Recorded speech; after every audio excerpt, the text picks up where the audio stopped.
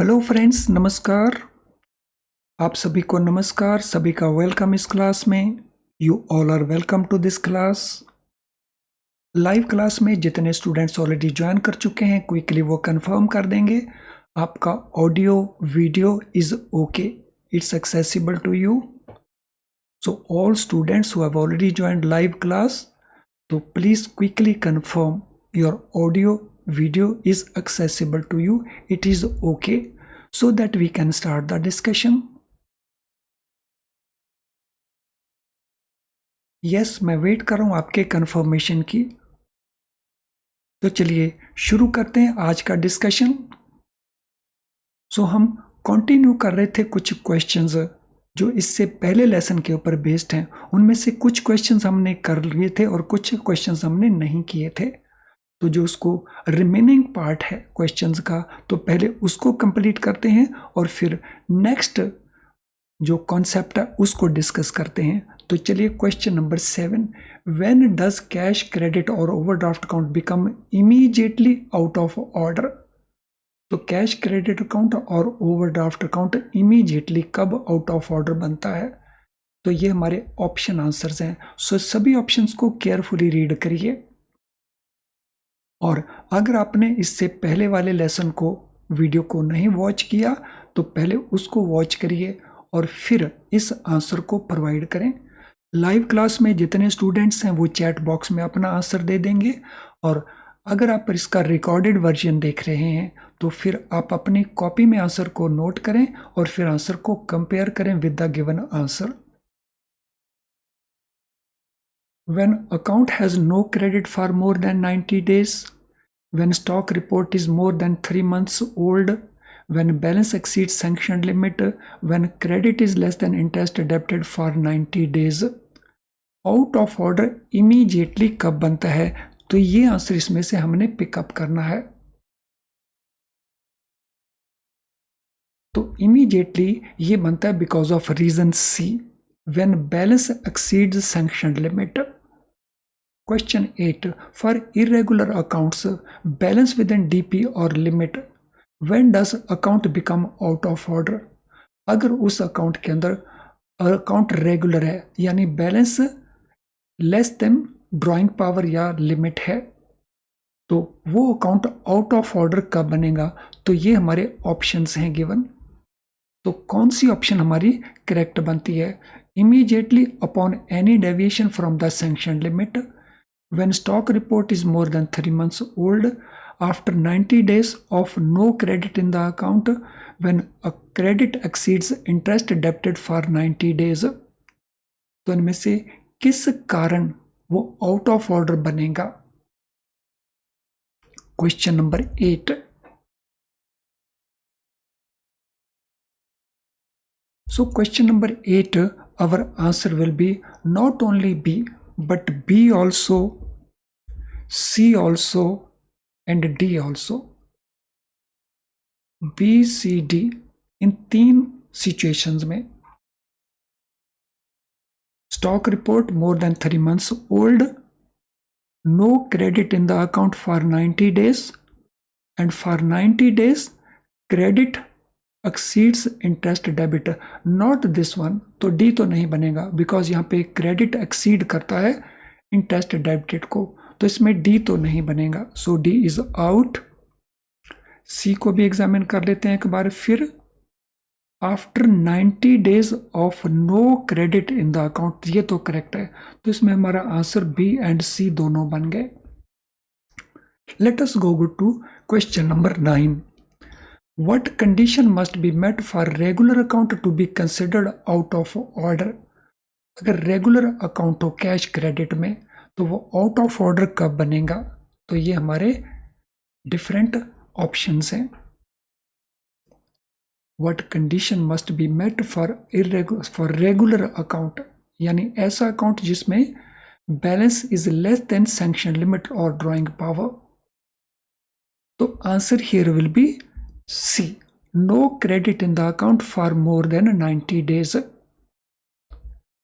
In regular account, when credit considered insufficient to avoid account being out of order, regular account के अंदर यानी cash credit के अंदर when credit considered insufficient to avoid account becoming out of order.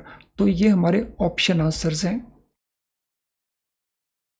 सो इसमें कौन सा option हमारा correct बनेगा? सो इस केस में सभी ऑप्शन को केयरफुली रीड करिए और आंसर प्रोवाइड करिए क्विकली।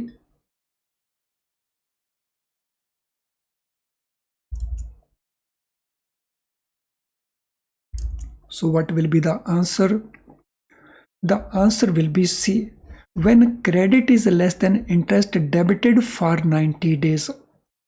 So 90 दिनों तक क्रेडिट 90 डेज तक कम है और इंटरेस्ट ज्यादा डेबिट हुआ है। चलिए फ्रेंड्स, अब अगले कंसेप्ट को अंडरस्टैंड करते हैं। नाउ अभी तक जो हम बात कर रहे थे, so that was applicable in respect of all accounts. लेकिन कुछ स्पेशल अकाउंट्स होते हैं जिनमें जो रूल है एनपीए से रिलेटेड वो डिफरेंट होते हैं, और उन डिफरेंट अकाउंट्स में, उन स्पेशल अकाउंट्स में हमारे पास अब हम बात करेंगे एग्रीकल्चर लोन्स की। लेकिन ध्यान रखें, एग्रीकल्चर लोन्स में हम सभी टाइप के एग्रीकल्चर लोन्स नहीं लेंगे, उसमें हम केवल ये रूल देखेंगे farm credit loans in the agriculture sector. So farm credit के लोन्स कौन से होते हैं? ऐसे लोन्स जिनमें जो रिकवरी है वो क्रॉप से आनी है। यानी फार्म लोन्स के अंदर, एग्रीकल्चर लोन्स के अंदर कुछ लोन ऐसे हैं जहां रिकवरी क्रॉप से नहीं आनी होती। जैसे डेयरी फार्मिंग है तो रिकवरी क्रॉप से नहीं आनी, लेकिन जैसे क्रॉप लोन है, ट्रैक्टर लोन है, तो यहाँ रिकवरी क्रॉप से आनी है। तो इस रूल को, जिसको हम अभी डिस्कस करेंगे, वो केवल इन लोन्स के ऊपर एप्लीकेबल होगा, farm credit in agriculture loans. तो इसमें रूल क्या एप्लीकेबल बनता है? Instead of irregularity period of 90 days, period is 2 crop seasons for short duration crops and 1 crop season in case of long duration crops। अभी तक हम note कर रहे थे इरेगुलरिटी का पीरियड 90 डेज का रहता है फॉर अकाउंट बिकमिंग एनपीए। लेकिन अगर वो फार्म क्रेडिट इन एग्रीकल्चर है तो उसमें ये रूल एप्लीकेबल नहीं होगा। तो उसमें कौन सा रूल एप्लीकेबल होगा? उसमें रूल होगा एप्लीकेबल क्रॉप सीजन का ड्यूरेशन। तो क्रॉप सीजन का ड्यूरेशन क्या है?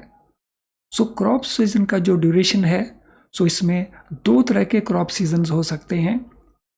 तो एक शॉर्ट ड्यूरेशन वाले क्रॉप्स, एक लॉन्ग ड्यूरेशन वाले क्रॉप्स।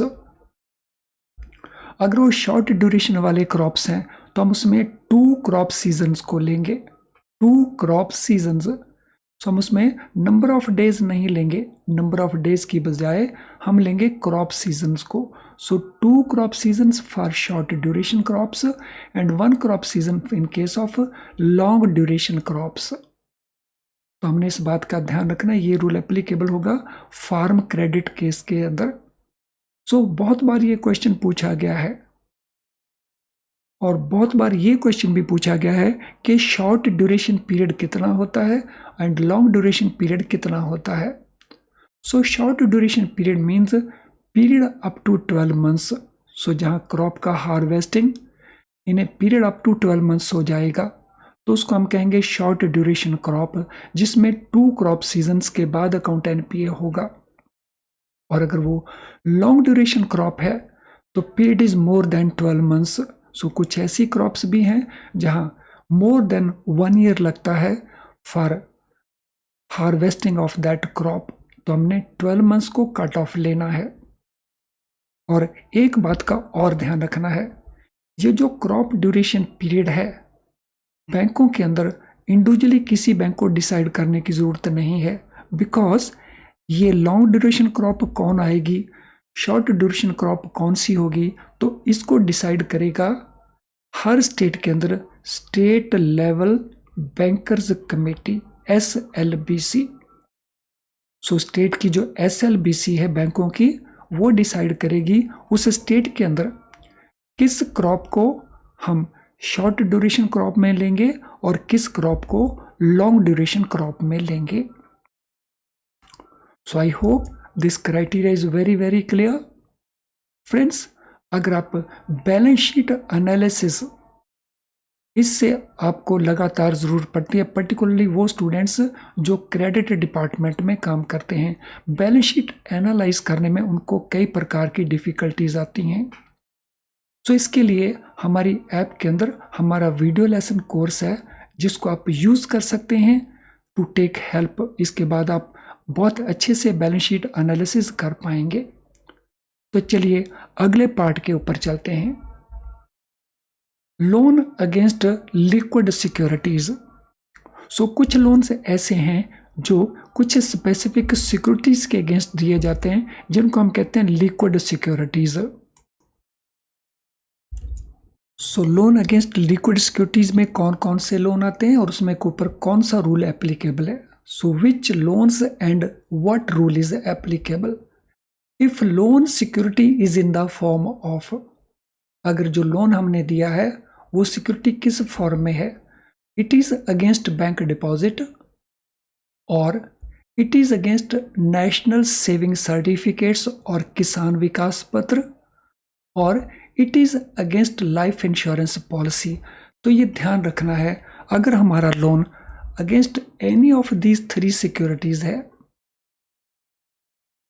ओनली दीज वंस, तो उस केस में what is NPA rule. The NPA rule is when security value is more than balance account will remain standard account. सो जब तक अकाउंट में balance security के amount से कम है या security value more than outstanding balance है तो account remains standard account. For example, आपने लोन दिया अगेंस्ट एफडी, सैंक्शनड अमाउंट है ₹3 लाख, लेकिन outstanding balance so that is 3.20 lakh, लेकिन जो सिक्योरिटी वैल्यू है सो एफडी की security value it is rupees लेटर से 4 लाख। तो इस केस में आउटस्टैंडिंग बैलेंस सैंक्शन अमाउंट से ज़्यादा हो गया है, उसके बावजूद भी ये अकाउंट स्टैंडर्ड बना रहेगा बिकॉज जो ओवरऑल बैलेंस है that is within the security value. So ये रूल कब एप्लीकेबल होता है, in case of these 3 accounts only, not in any other account. और क्योंकि एनपीए अकाउंट में हम इंटरेस्ट डेबिट नहीं कर सकते तो इस केस में interest can also be debited, interest को भी डेबिट किया जा सकता है। कब तक, as long as security value is more than balance. और ये रूल समटाइम हम कंफ्यूजन कर लेते हैं कि क्या ये रूल अप्लाई होगा इन case of government security. So if this loan is against government security or if this loan is against gold, तो उन केसेस में this rule is not applicable, तो ये रूल एप्लीकेबल नहीं है। तो यहाँ पे हम छोटी सी एग्जांपल एक और देख लेते हैं। Demand loan against FD ₹1 lakh, FD value 1.5 lakh, outstanding balance 1.15 lakh. तो यहाँ पे आउटस्टैंडिंग बैलेंस सैंक्शन लिमिट से ज़्यादा है, 1 लाख सैंक्शन लिमिट है, आउटस्टैंडिंग बैलेंस 1.15 है, तो this account will still remain standard account. तो क्योंकि इसमें ये स्पेसिफिक रूल एप्लीकेबल है जिसको हम फॉलो करते हैं। So I hope this is very very clear to all of you. तो चलिए अब हम अगले पार्ट के ऊपर चलते हैं।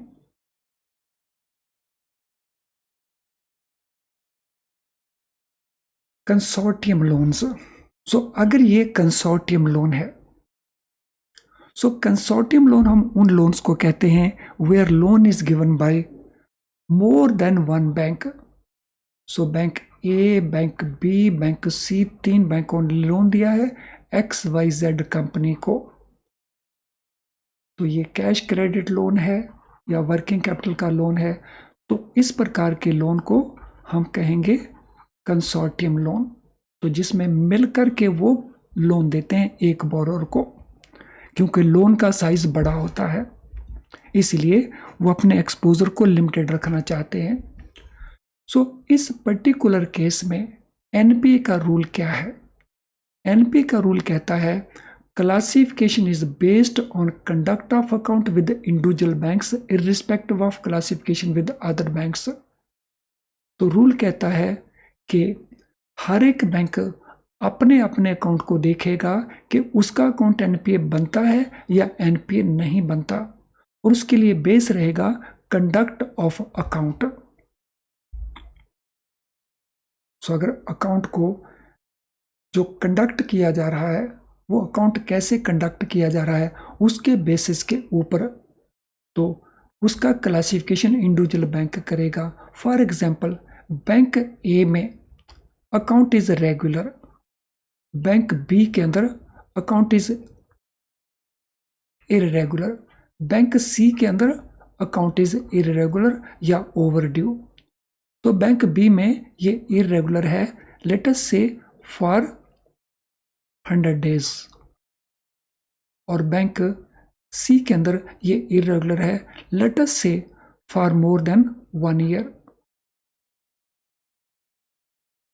तो इस केस में बैंक ए में this account will be standard account, but bank B में और सी में this will be NPA account, because यहाँ पे इरेगुलर है अकाउंट, तो इरेगुलर पीरियड 90 डेज से ज्यादा है दोनों ही केसेस में। तो रूल क्या कहता है? कंसोर्टियम लोन्स में हर एक बैंक अपने यहाँ देखेगा conduct of account and then will decide whether account is NPA और नॉट। तो इस एग्जाम्पल को हम माइंड में रख सकते हैं to test whether one particular account is NPA और not in a particular bank. तो I hope this rule is also very very clear to all of you. एक बार फिर से इस एग्जाम्पल को सुन लेना and it will be very clear. तो चलिए अब हम अगले अकाउंट के ऊपर चलते हैं। सो गवर्नमेंट गारंटेड लोन्स, अगर वो लोन्स गवर्नमेंट ने गारंटी किए हैं, so there are certain loans जिनमें गारंटी गवर्नमेंट प्रोवाइड करती है। जब गवर्नमेंट के अंडरटेकिंग्स को हम लोन देते हैं तो गवर्नमेंट उनमें गारंटी प्रोवाइड कर देती है कि अगर हमारे बोरोर ने लोन पे नहीं किया तो गवर्नमेंट उस लोन को पे करेगी। तो यहाँ जब हम गवर्नमेंट गारंटी की बात करते हैं, so it could be guarantee from state government और it could be guarantee from central government, और दोनों के लिए जो रूल है एनपीए का वो डिफरेंट है, इसलिए दोनों के रूल को अंडरस्टैंड करना इंपॉर्टेंट है। तो चलिए रूल को अंडरस्टैंड करते हैं। So in case of state government the rule says there is no relaxation in the rules.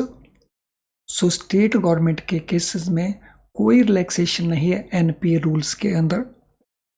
So this mean all rules जो नॉर्मल अकाउंट के ऊपर एप्लीकेबल हैं तो they become applicable on state government also. And next, all normal NP rules are applicable in case of state government guaranteed loans। लेकिन central government guaranteed loans में this position is different. Central government guaranteed loans में first, interest will not be debited unless recovered. So central government के case में अगर account NPA लग रहा है कि ये एनपीए बन गया है तो उस केस में इंटरेस्ट को डेबिट नहीं करेंगे, लेकिन इंटरेस्ट को डेबिट तब कर पाएंगे जब इंटरेस्ट की रिकवरी हो जाए। सो इंटरेस्ट को हमने नॉर्मल अकाउंट की तरह डेबिट नहीं करना, बिकॉज नॉर्मल स्टैंडर्ड लोन्स में हम अकाउंट में इंटरेस्ट को लगातार डेबिट करते हैं और रिकवर कर लेते हैं। लेकिन अगर वो सेंट्रल गवर्नमेंट का अकाउंट है और हमें लगता है वो एनपीए के क्राइटेरिया को फुलफिल कर रहा है तो उस केस में इंटरेस्ट को तब तक डेबिट नहीं करेंगे जब तक इंटरेस्ट की रिकवरी नहीं हो जाए, और उतना ही डेबिट करेंगे जितने इंटरेस्ट की रिकवरी हो चुकी होगी। So second rule, account will not be classified सब स्टैंडर्ड, अकाउंट को एनपीए क्लासीफाई नहीं करेंगे, अकाउंट को स्टैंडर्ड ही क्लासीफाई करेंगे। ये दोनों बातें आपस में ध्यान रखना है। अकाउंट एनपीए बन चुका है फिर भी उसको एनपीए क्लासीफाई नहीं करेंगे, लेकिन उस अकाउंट में इंटरेस्ट को डेबिट नहीं करेंगे। और third situation, no provision shall be made, तो एनपीए के ऊपर हमें प्रोविजन करना होता है, तो एनपीए का प्रोविजन भी नहीं करेंगे, बिकॉज एनपीए हमने उसको क्लासीफाई नहीं किया, because it is still kept in standard category. No if central government repudiates its guarantee, अगर सेंट्रल गवर्नमेंट मना कर देती है कि हमारी तो लाइबिलिटी नहीं बनती, हम आपको पैसा नहीं देंगे, तो इट मीन्स ये सेंट्रल गवर्नमेंट गारंटेड लोन नहीं रहा। तो in that case normal NPA rules will apply on this account। तो नॉर्मल NPA रूल्स कब अप्लाई होंगे? when government repudiates the guarantee, so they refuse to make the payment, so they go back on their guarantee। तो उस case में this account will be like any normal account। तो I hope this rule is very very clear to all of you। Friends, अगर आप CIB या JIB में interested हैं, कर रहे हैं, तो उसके लिए हमारे पास बेस्ट वीडियो लेसन्स अवेलेबल होते हैं हमारी ऐप के अंदर, जिनको आप यूज़ कर सकते हैं। बहुत हेल्पफुल होंगे आपको JIB CIB पास करने में। तो चलिए अगले पार्ट के ऊपर चलते हैं। सो अगले पार्ट में जाने से पहले, so this is important information for you.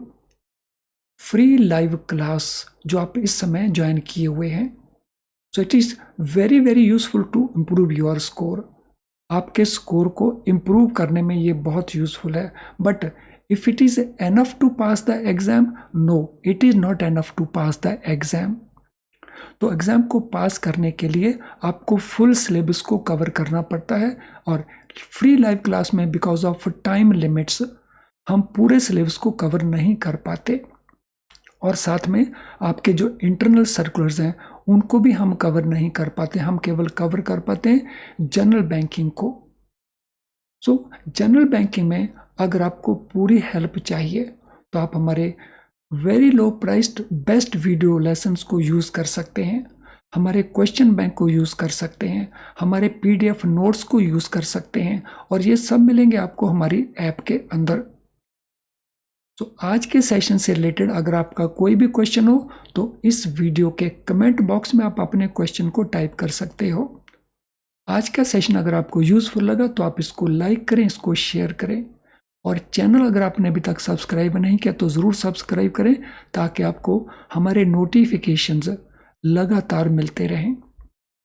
इनके अलावा अगर आपकी कोई और क्वेरी है तो उसके लिए either you can send us an email, हमारा ईमेल ID यहाँ पे है, या हमारी ऐप के मैसेज बॉक्स में आप अपने मैसेज को पोस्ट कर सकते हैं। We will suitably answer and help you. तो चलिए अब अगले कॉन्सेप्ट के ऊपर चलते हैं, रिकवरी इन NPA अकाउंट। तो उस केस में NPA स्टेटस क्या होगा? So if some account is NPA और उसमें कुछ रिकवरी आ जाती है, तो फिर उसका अपग्रेड स्टैंडर्ड कैटेगरी में कब होगा? तो इसका रूल क्या कहता है? इसका रूल कहता है if an NPA account, if entire due amount, this is very very important, entire due amount, let us say due amount है ₹3 लाख का, रिकवरी हो जाती है 2,80,000 की, तो ये रूल पूरा नहीं हो रहा। हमें रिकवरी किसकी चाहिए? एंटायर ड्यू अमाउंट की। So if entire due amount is recovered, account is upgraded to standard category immediately. तो without any waiting period account will be upgraded to standard account. तो NPA बना, रिकवरी नहीं थी आई, अब रिकवरी आ गई है पूरे ड्यू अमाउंट की, account will be credited, account will be standard immediately. So ये एग्जांपल देख सकते हैं, limit 10 lakh, account substandard means NPA है, आउटस्टैंडिंग बैलेंस 1040 है, it means it was NPA because of this reason. इसमें ड्यू अमाउंट था 3 लाख का, बोरोर पे कर दिया 3,10,000, तो डेट ऑफ रिकवरी है 16 दिसंबर। तो इसकी स्टैंडर्ड की डेट कौन सी हो जाएगी? तो स्टैंडर्ड की date will be 16 December, same day it will become standard. तो I hope this rule is clear to you कि अगर एनपी अकाउंट में रिकवरी आती है तो अगर फुल अमाउंट रिकवर हुआ तो same day account will become standard instead of NPA. अब एक सिचुएशन और है तो उसको भी देख लेते हैं। If NPA account is restructured, अगर एनपीए अकाउंट को रिस्ट्रक्चर किया जाए तो रिस्ट्रक्चर मीन्स जिस अकाउंट में हम नॉर्मली जो इंस्टॉलमेंट है तो हम उसको रीफिक्स कर देते हैं, बिकॉज ओरिजिनल इंस्टॉलमेंट फिक्सेशन के मुताबिक बोरो डिड नॉट पे द अमाउंट, तो अकाउंट एनपीए बना, तो अब हमें लगता है कि वो पेमेंट्स कर पाएगा, तो हम उसको रीफिक्स कर देते हैं इंस्टॉलमेंट को। तो उसका सिंपल सा एग्जांपल है रिस्ट्रक्चरिंग का। So if account is restructured, तो इन दैट पर्टिकुलर केस जो अपग्रेडेशन होगा अकाउंट का वो कब होगा? So upgradation to standard category will take place after regular repayment for 1 year from the new due date. तो नई ड्यू डेट जो हम रिस्ट्रक्चर में न्यू डेट बनाएंगे, ड्यू डेट, उससे 1 साल तक हम इंतजार करेंगे if there is regular repayment in the account. So due date से 1 साल तक हम इंतजार करेंगे टू अपग्रेड दैट अकाउंट। तो ये एग्जाम्पल हम देख लेते हैं। So account is doubtful account, outstanding balance 1040 का है, ड्यू अमाउंट पूरे का पूरा है, so doubtful account means it is NPA. So 1040 का बैलेंस है, हमने उसको रिस्ट्रक्चर कर दिया 25 अगस्त को, न्यू ड्यू डेट हमने बनाई 31 दिसंबर और उसने रीपेमेंट स्टार्ट कर दिया फ्रॉम 10 दिसंबर। सो अपग्रेड होने की डेट कौन सी बनेगी? अपग्रेड होने की डेट बनेगी 1 year after the new due date. So new due date कौन सी है? New due date is 31 December. तो अकाउंट अपग्रेड इसके कितने पीरियड के बाद होगा? 1 साल के बाद, तो दिस इज 15। तो account will be upgraded to standard category after 1 year. लेकिन कौन सी कंडीशन पूरी होनी चाहिए? कंडीशन पूरी होनी चाहिए during this 1 year period there is regular repayment according to new due dates.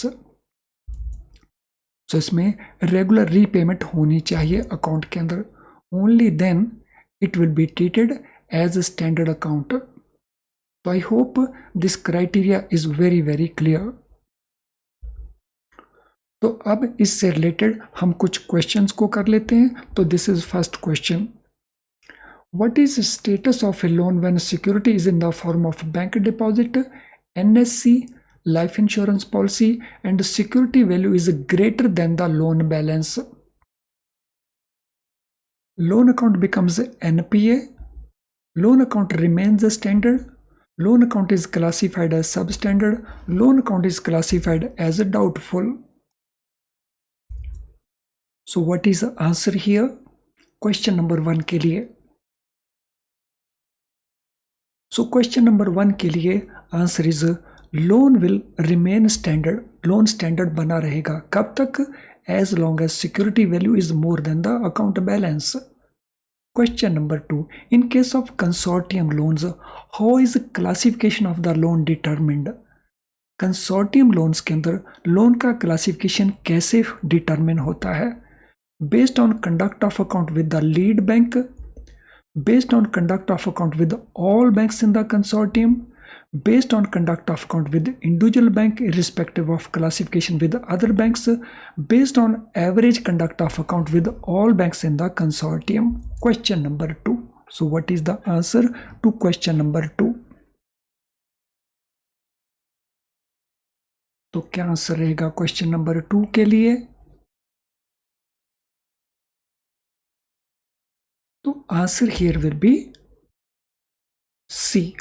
So it is based on conduct of account with individual bank. Individual bank के साथ उसका कंडक्ट कैसा रहा? तो चलिए फ्रेंड्स, इस सेशन को अब हम यहीं पे वाइंड अप करेंगे। इसमें जो बाकी बचे हुए क्वेश्चंस हैं उनको हम नेक्स्ट सेशन में कवर कर लेंगे। तो अब मैं वाइंड अप करता हूँ इस सेशन को। Thank you friends, all the best.